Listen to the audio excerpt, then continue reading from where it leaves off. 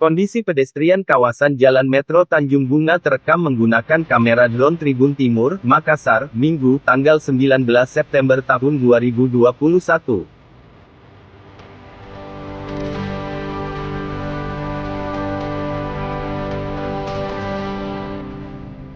Proyek yang menjadi ikon baru amphitheater di kawasan Tanjung Bunga ini diharapkan mampu menggenjot ekonomi masyarakat. Namun pekerjaan proyek tersebut dihentikan karena anggaran dialihkan fokus penanganan COVID-19.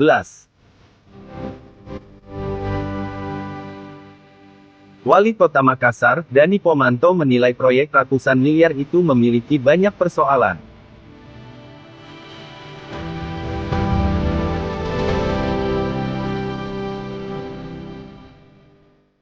Sejumlah fasilitas publik di sepanjang jalan ini telah dibangun. Salah satunya jalur pedestrian dan sepeda selebar 6,6 meter.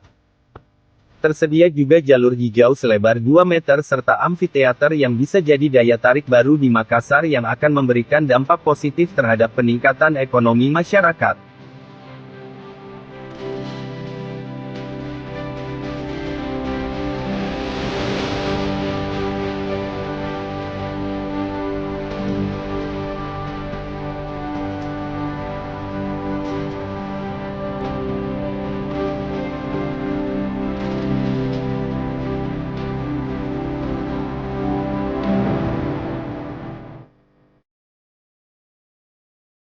Selain itu kawasan ini juga menguatkan Makassar sebagai kawasan pariwisata dan daya tarik investasi.